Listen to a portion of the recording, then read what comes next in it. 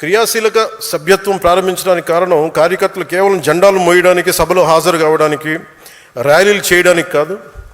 నా దృష్టిలో కార్యకర్తలే బలమైన పిల్లలు. మీరే దానికి మీరు లేకపోతే పార్టీ మనుగడకి కష్టం. అందుకని నేను మీకు సంబంధించి మీరు అండగా ఉండాలి, మిమ్మల్ని ముందుకు తీసుకెళ్ళాం. దాంతో సమాజంలో మార్పుకి తొలి అడుగు అడిగేసే సారథి ఉద్యమి, మన నాయకత్వానికి దృఢమైన పునాది ఉద్యమి, ప్రజల్లో చైతన్యానికి ప్రతీక ఉద్యమి, యువత సంకల్పానికి ప్రతిరూపం ఉద్యమి, మార్పును సాధించే నాయకత్వం ఉద్యమి, న్యాయం వైపు నిలబడే నిర్భయం ఉద్యమి, జనసేన ఉద్యమి వారధి ఉద్యమి. ఏ పార్టీ అయినా మీకు నిలబడిపోవాలి అంటే సంస్థాగతంగా బలపడాలి. ఆ సంస్థలు ఎలా ఉండాలి? నేను పార్టీ నిర్మాణం ఎప్పటికప్పుడు జరుగుతూనే ఉంది. It's one man driven party కాదు. ఒక కుటుంబం నడిపే పార్టీ అవ్వకూడదని నా లోపల నుంచి నేను కోరుకుంటా ఉన్నా, గుండె లోతుల నుంచి. భవిష్యత్తు ఈరోజు నేను ఒక్కనే నడుపుతున్నాను, కానీ ఒక రోజున ఇది ప్యూర్లీ ఐడియాలజికలీ డ్రివెన్ పార్టీగా ఉండాలి. అందుకనే నేను ఇది మీ అందరికీ స్థానం కల్పించే పార్టీ కావాలి. సగటు మధ్యతరగతి మనిషి కూడా దీన్ని నడిపే స్థాయికి రావాలి. మధ్యతరగతి మనిషి విలువలు, వారి ఆలోచన విధానం పార్టీలో ఉండాలి.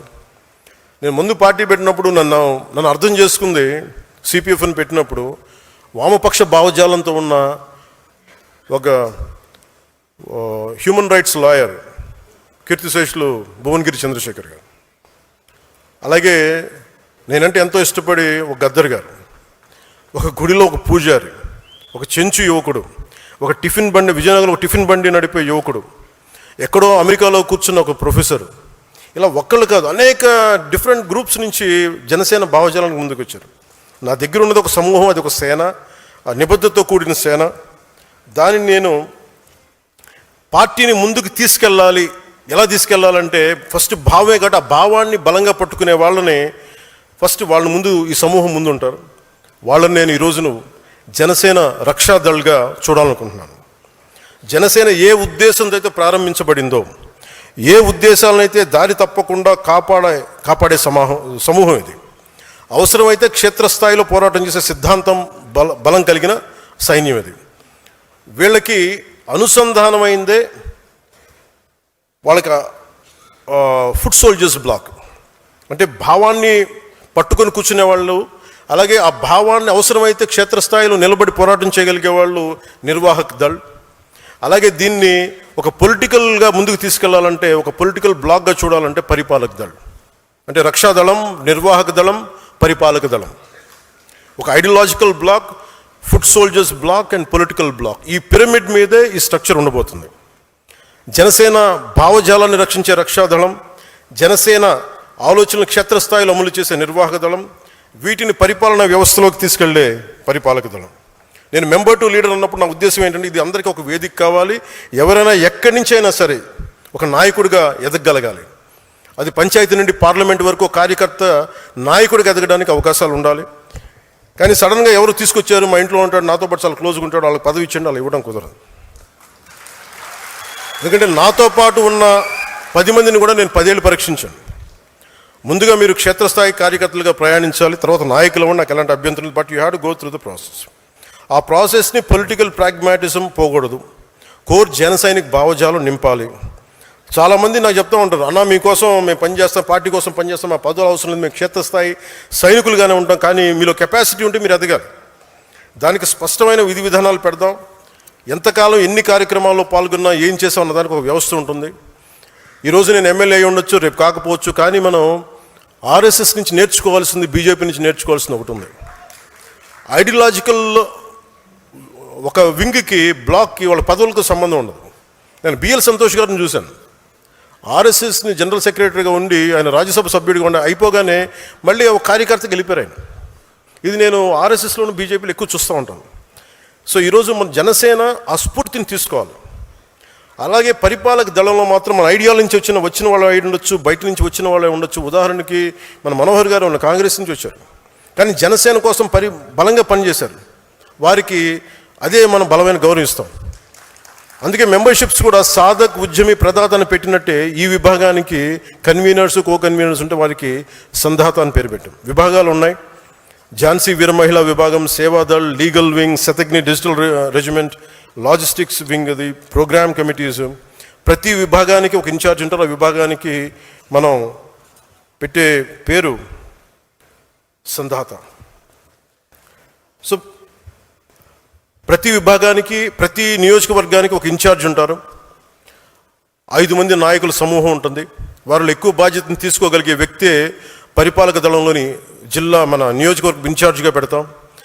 అతనితో పాటు ఒక ట్రెజరర్ ఉంటారు, కోశాధికారి ఉంటారు, ఒక సెక్రటరీ, 2 ఆర్గనైజింగ్ సెక్రటరీస్ ఉంటారు.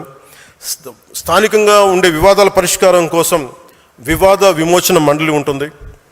అది ప్రతిసారి ఏదైనా అక్కడ కొట్టుకోగానే అన్న నువ్వు నాకు చెప్తా ఉంటారు, సార్ ఇట్స్ ఎండ్ ఆఫ్ చాలు, ఇంక ఇప్పుడు దాకా చేసిన చాలు, ఇంకా స్థానికంగా మీరు నా దాకా తీసుకొస్తే మీరే నాయకులు.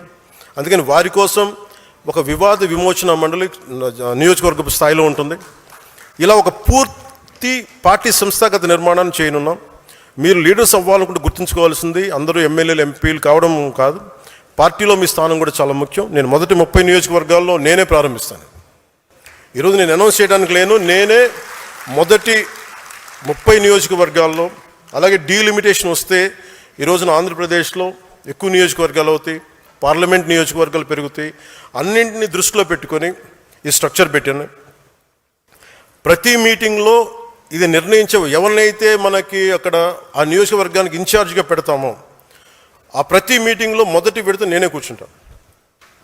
6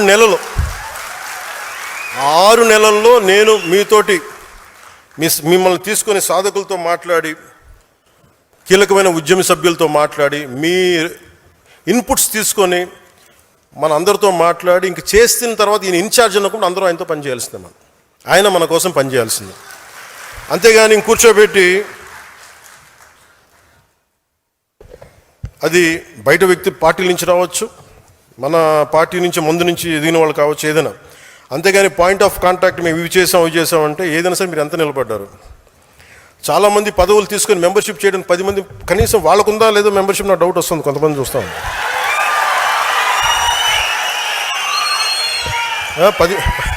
10 మంది మెంబర్షిప్, 10 మంది మెంబర్షిప్ని కూడా చేయలే. మీరు అంత మొహమాట పడితే మీరు నాయకులు ఎలా ఎదుగుతారు?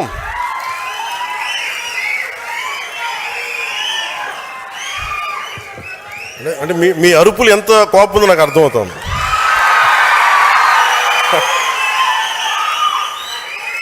అంటే అందరూ ఏమనుకుంటారండి, ఇతను ఎక్కడో కూర్చొని బిల్డింగ్లో కూర్చుంటాడు, బయటికి రాడు, ఇతనికి ఎవరు చెప్పరు అనుకుంటారు. నాకు ఎవరు చెప్పక్కర్లేదు, నేను అన్నీ చూస్తూ ఉంటాను. అరే ఏమి చూడకుండా, ఏం అర్థం చేసుకోకుండా ఇంతకాలం పార్టీ నడిపేస్తాం యాక్సిడెంట్గా. ఏదో పెద్ద మనసుతోటి తల్లి బిడ్డ న్యాయం ఒకసారి కానీ అనుకోండి.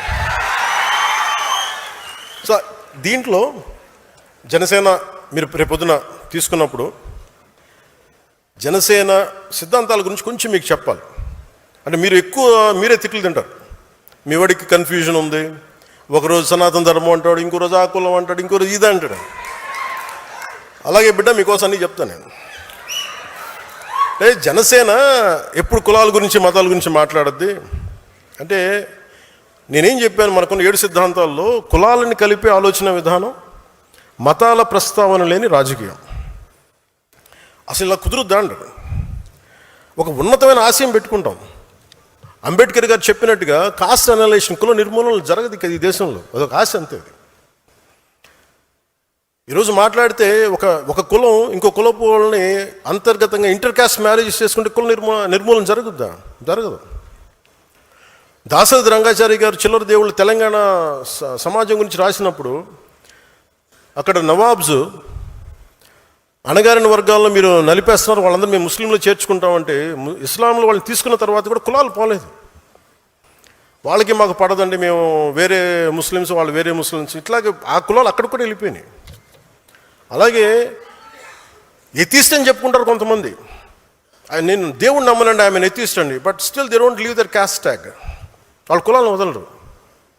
మతం మారిపోయామంటారు, కులాల ట్యాగ్స్ని వదలరు. అంటే ఇది వాస్తవం కదా.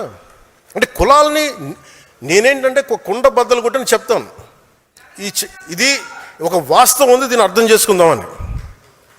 అలాగే నిజంగా కుల నిర్మూలన జరగాలని దేశం అంతా అన్ని రాజకీయ పార్టీలు ఆలోచించాల్సింది. బీసీ సాంఘిక సంక్షేమ వసతి బాలికల గృహం, ఎస్సీ ఎస్టీ బాలికల గృహం, ఎస్సీ బాలుల గృహం. చిన్నప్పటి నుంచి మీరే కులాలను పెట్టి నేను మాట్లాడితే ఇబ్బంది వచ్చిందా మీ అందరికీ? నిజంగా మీరు మాట్లాడాలంటే ఫస్ట్ ఇవి ఆపేయండి. ఫస్ట్ ఇవన్నీ 10th క్లాస్ బిడ్డ పాస్ అయితే బాగా చదివింది అనుకోవాలి, కానీ ఏ కులం సర్టిఫికేట్ రాస్తే మీరు ఎక్కడ తీస్తారు? వ్యవస్థీకృతం అయిపోయింది కాస్ట్. నేను అర్థం చేసుకోగలను. అందుకని కులాలను తీసేయలేము. కోరటి వెంకన్న పల్లె కన్నీరు పెడుతుందంటే అరే మనకి వృత్తులు పోయినాయి అని బాధపడతారు. ఇది మనకి సాలెల మగ్గం బూజు పట్టేసింది, ఇలాగ వృత్తి కులాలన్నీ నాశనం అయిపోయినాయి. ఇవన్నీ మాట్లాడుతుంటే అంటే మనకి వృత్తి ఆధారిత కులాలు, అందుకని కులాలను టక్కటక్కమని తీసేయలేము. మేబీ ఒకరోజు అసలు కుల ప్రస్తావన లేని రాజకీయాలు సమాజం ఉండాలని కోరుకుందాం. కానీ ఈ లోపు మనం ఏం చేయాలి? కులాలని కలిపే ఆలోచన విధానమే ఉండాలి. మాట్లాడితే ఇక్కడ మనకి ముఖ్యంగా ఆంధ్రప్రదేశ్కి సంబంధించి అంటే మతాలు మారినా కులాలు వదలరు, దేవుణ్ణి నమ్మమంటారు కానీ కులాలను వదలరు. ఇందాక చెప్పినట్టుగా caste always have issues, but what is the most pragmatic approach?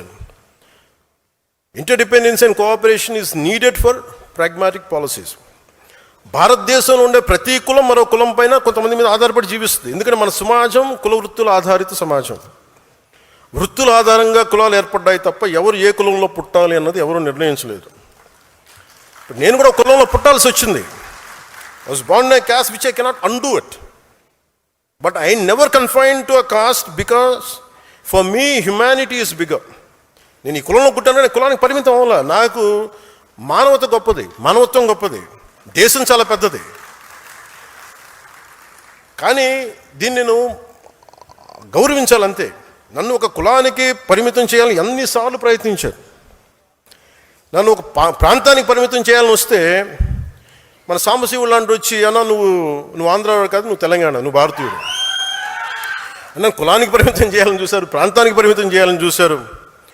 నేను కులం కోసం కులంలో పుట్టా, కానీ ఒక కులం కోసం పనిచేయడానికి రాలా, దేశం కోసం పనిచేయడానికి వచ్చాం, సమసమాజ స్థాపన కోసం వచ్చాం. ఈ మధ్యన వైసీపీ నాయకులు కూడా ఏదో కొంచెం 2-3 సందర్భాల్లో మన వాళ్ళు డేటా పంపిస్తే మీరు కాపులకి ఏం చేశారు ఇవన్నీ మాట్లాడుతుంటే నేను ఒక కాపుల కోసం ఆలోచించడం రాలా. నేను రెల్లి సమాజం గురించి ఆలోచిస్తాను, మాల సమాజం గురించి ఆలోచిస్తాను, మాదిగ సమాజం గురించి ఆలోచిస్తాను, బీసీల సమాజం గురించి ఆలోచిస్తాను, అన్ని ఉన్నత సోకాళ్ళు ఓసీ కాస్టుల గురించి ఆలోచిస్తాను, అందరూ బాగుండాలని ఆలోచిస్తాను. నేను దయచేసి ఒక కులానికి పరిమితం చేయాలనుకున్న, ఒక ప్రాంతానికి పరిమితం దాన్ని మీరు ఎదురుదాడి చేయండి. మనం అందరి కోసం పనిచేస్తాం. ఈ మధ్యన ప్రేమలో ఎక్కువ అయిపోయిన అందరికీ సడన్గా ఏం చేశారని మీరని ఒక్కొక్కరు టీవీల్లో గొంతులు ఏముంటుందని కంటనాళ్ళ తెగిపోయి అరుస్తున్నారు. ఇలాంటి మహానుభావులందరికీ నేను అడుగుతున్న ఒకటే, మాట్లాడితే మీరు వంగవీటి రంగా గారి పేరు పట్టుకొస్తారా? మీరంతా ఆయన చనిపోతా నాకు ఇబ్బంది ఉంది, నా ప్రాణహాని ఉంది అంటే ఆ రోజు మీరు ఎందుకు తపన పడలా? మీరు ఎవరు చిన్న వయసులో కాదు కదా, మీరు టీన్స్లో లేరు కదా. ఇప్పుడు మీ అందరికీ 60-65 ఏళ్ళు ఉన్నాయి కదా మీ అందరికీ. అంటే ఆ రోజులు మీకు కనీసం ఒక 35 ఏళ్ళు, కనీసం మీకు 25 దాటిని అందరికీ. ఆయన ఇబ్బంది పడుతున్నప్పుడు, నాకు ప్రాణహాని ఉందనుకున్నప్పుడు, ఈరోజు ఆయన కోసం గొంతు చించుకుంటున్న మనుషులందరూ ఏమైపోయారు? ఆ రోజున ఆయన చుట్టూ ఒక దడిగట్లాగిపోయారా, ఒక పద్మవ్యూహంలా ఉండలేకపోయారా? అప్పుడు వదిలేశారు అందరూ. అంటే చనిపోయిన తర్వాత ఏమో ఇప్పుడు కూర్చొని కథలు చెప్తారు. మీరు మనిషిని బతుకున్నప్పుడు రక్షించుకోలేంది, చనిపోయిన తర్వాత మీరు ఎన్ని కథలు చెప్తే ఎవరు నమ్ముతాడా మిమ్మల్ని? అలాగే నిజంగా నేను ఒక కులం కోసం అంటే మరి నేను 2 చోట్లకి ఓడిపోకూడదు కదా లెక్క ప్రకారం. భీమవరంలో ఓడిపోకూడదు, గాజువాకలో ఓడిపోకూడదు, కులం అంతా వేస్తే అలా ఈరు. That's a point I want to make. అలాగే కన్షీరామ్ గారు వచ్చినప్పుడు తిలక్ తల్వార్ ఇంకో జూతేశామానం అనేది ఉంటుంది. అంటే బ్రాహ్మణుల్ని, వ్యాపారవేత్తల్ని, వైశ్యుల్ని, క్షత్రియుల్ని దాడి వాళ్ళని కొట్టాలండి, చెప్తూ కొట్టండి. కానీ అది కొంతకాలం పనిచేసింది, అప్పుడున్న పరిస్థితులకు దీనికి పనిచేస్తుంది. కానీ ఇంకొక టర్మ్కి వచ్చేటప్పటికి అది సర్వజన సమాజం, బహుజన సమాజం. ఇంత చేసిన మాయావతి గారు కూడా తిరిగి బ్రాహ్మిన్ కమ్యూనిటీ సపోర్ట్ తీసుకుని ఆవిడ గెలిచారు, ముఖ్యమంత్రి అయ్యారు. అంటే దీన్ని బట్టి మనకి ఏమర్థం అవుతుందంటే సమాజాన్ని కులాల వారీగా విడదీసి ముందుకు తీసుకెళ్ళడం సాధ్యం కాదు. కులాల్ని కలుపుకుంటూ పరస్పర గౌరవాన్ని పెంచుకుంటూ ముందుకు వెళ్తేనే సమాజం అభివృద్ధి చెందుతుంది. అదే జనసేన విధానం. అదే నేను చూపించాను, మీకు నిలబడి చూపించాను. అలాగే మతాల ప్రస్తావనని రాజకీయం అంటారు. రేపు మీరు కమిటీస్లోకి వెళ్తారు, బాధ్యతలు తీసుకుంటారు, ప్రజల్లోకి వెళ్తారు. ఆ సమయంలో సమాజంలో ఉన్న సమస్యలను పూర్తిగా అర్థం చేసుకుని ఆ భావజాలను ముందుకు తీసుకెళ్లాల్సిన బాధ్యత మీకు అర్థం కాకపోతే ఇబ్బంది అవుతుంది. మనం స్పష్టంగా చెప్పాల్సింది ఒకటే, ఎవరు దైవాన్ని వాళ్ళు ఆరాధించండి, మీ దేవుని మీరు ఆరాధించండి. మీరు ఇస్లాం అయితే ఇస్లాంని ఆరాధించండి, మీ ఎవరి ధర్మాన్ని వారు పాటించండి. కానీ మిగతా మతాలకు గౌరవం ఇవ్వండి. ఇఫ్ యు ఆర్ హిందూ, మీరు బాగా మీరు ఆరాధించుకోండి. ఇస్లాం గౌరవం ఇవ్వండి, క్రిస్టియానిటీ గౌరవం ఇవ్వండి, జైనిజం గౌరవం, దానికైనా గౌరవం ఇవ్వండి. కానీ అలా గౌరవించుకున్న మత ఘర్షణకు అవకాశం ఉండదు. అది నిజమైన సెక్యులర్ భావన. అది మతాల ప్రస్తావన లేని సమాజానికి అది పునాది అవుద్ది. అంతేగాని నాకు చిరాకైంది ఏంటంటే అపీస్మెంట్ పాలిటిక్స్. నేను ఒక క్యాప్ పెట్టుకొని నేను ఇలా మాట్లాడితే నాకు ముస్లిం సోదరులు ఓటేస్తాను, నేను నమ్మను. నేను బేసి ఎందుకంటే అసలు అది తీసేద్దాం. అంటే ఈరోజు మనకి షాన్వాజ్ అనే ఒక ఆడబిడ్డ మన ఎక్కడ రాయలసీమ నుంచి ఎక్కడ కర్నూలు నుంచో ఉమాన్లో చిక్కుకుపోతే ఆవిడే హిందూ కాదే. ఆవిడ హింసించింది కూడా అక్కడ లోకల్లో ఉండే ముస్లిం బిజినెస్ మ్యానే. మన అలాంటి లేదు మన సమాజంలో, మనం అలా చూపించాం. అందుకని ఈ అపీజ్మెంట్ పాలిటిక్స్ అనేది జనసేన తీసుకోదు. ఒక తప్పుని తప్పుగానే చెప్తుంది. ఒక హిందూ చేయండి, ముస్లిం చేయండి, క్రిస్టియన్ చేయండి, మీరు ఒక తప్పుని మీరు ఖచ్చితంగా ఈ తప్పుని చెప్పకపోతే తప్పు చేసిన వాళ్ళు అవుతారు. అందుకని appeasement politics is a big no for Janasena. నువ్వు నీ పరిమితుల్లో ఉండు, నేను నా పరిమితుల్లో ఉంటా. నాకు ఇష్టమైతే నేను నీ మతాన్ని అర్థం చేసుకుంటాను, స్వీకరిస్తా. కానీ బలవంతంగా మార్చే హక్కు ఎవరికి లేదు. డబ్బులు ఇచ్చి మోసం చేసి బలహీనతలను ఉపయోగించుకొని మత మార్పిడులు సరైనది కాదు. ప్రతి వ్యక్తికి తన ధర్మం గొప్పదే, దాన్ని నేను ఎక్కడ కాదనడం లేదు. ఈ దేశం అన్ని మతాలని గౌరవించే సంస్కృతితో ఎదిగింది. పర్షియన్లు ఈ దేశంకి వచ్చినప్పుడు మీరు ఎలా ఉంటారు, మీరు బయట వాళ్ళు అంటే మేము పాలలో పంచదారలో కలిసిపోతాం. ఎలా ఉంటారంటే ఆయన ఒక పాలు తెమ్మని చెప్పి చిన్న పంచదార వేసి ఇలా కలిసిపోతాం, మరింత రుచి ఎక్కువ బాగుంటుంది మాతో ఉంటుంటే. మేము ఎక్కువ కలిసిపోయే వ్యక్తులను తప్ప మేము విడిగా ఉండే వ్యక్తులం కాదని చెప్పారు. ఈ దేశాన్ని మరింత మధురంగా చేస్తామని చెప్పారు. అందుకే ఈ దేశం వారిని ఆదరించింది. శ్రీకృష్ణదేవరాయల కాలంలో అరబ్ వ్యాపారులు గుర్రాలు అమ్మడానికి వచ్చి మాకు ప్రార్థనా స్థలం లేదు